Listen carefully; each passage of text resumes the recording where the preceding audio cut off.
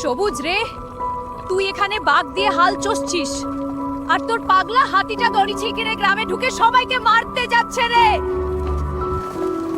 কি বলছো দাদি? এক্ষুনি চলো, পাগলা হাতিটাকে থামাতে হবে। এই থাম, আর এক পা এগোতে হবে না।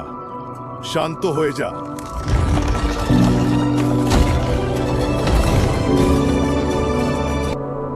আর চিন্তা করো না দাদি, হাতিটা এখন পুরো শান্ত হয়ে গেছে।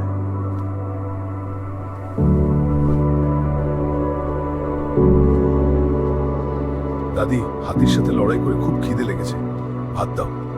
ভাত করে হবে, আগে আমার জন্য নদীর সবচেয়ে বড় মাছটা ধরে আন। আমি তো শুধু ভাত খেতে চেয়েছি, আমার বউটা ভাতও খেতে দিল না।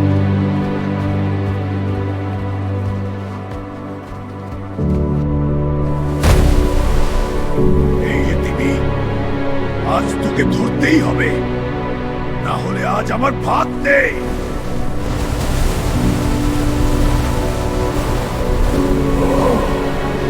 তাহলে দুটো দিয়েই আজ ভাত খাওয়া যাবে। শান্ত হয়ে না ওকে কেউই মারতে পারবে না।